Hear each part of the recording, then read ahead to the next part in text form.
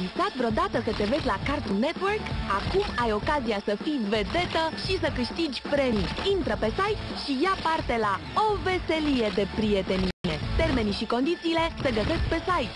Este necesar acordul părinților. Roadrunner și Coyotul. Lansare eșuată.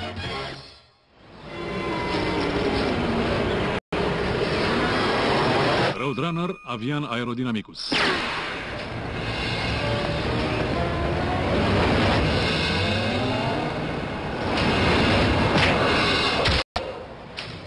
Coyotul, Canis idioticus.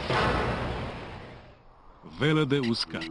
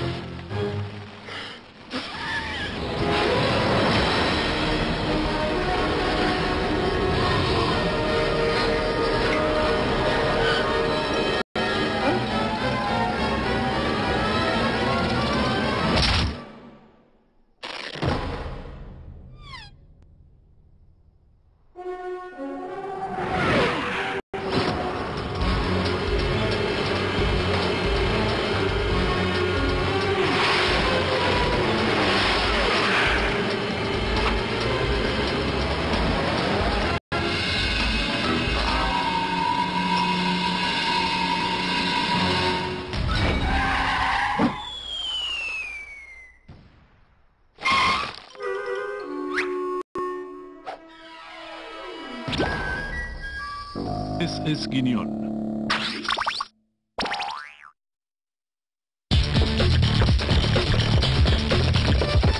Publicitate! În lumea Legocima, leii păzesc ciul auriu, dar crocodilii se pregătesc să-l fure. Numai tu poți ascunde ciul auriu și îl poți salva de atacul crocodililor care înaintează. Oprește dușmanul! Închide poarta leilor! Fă-l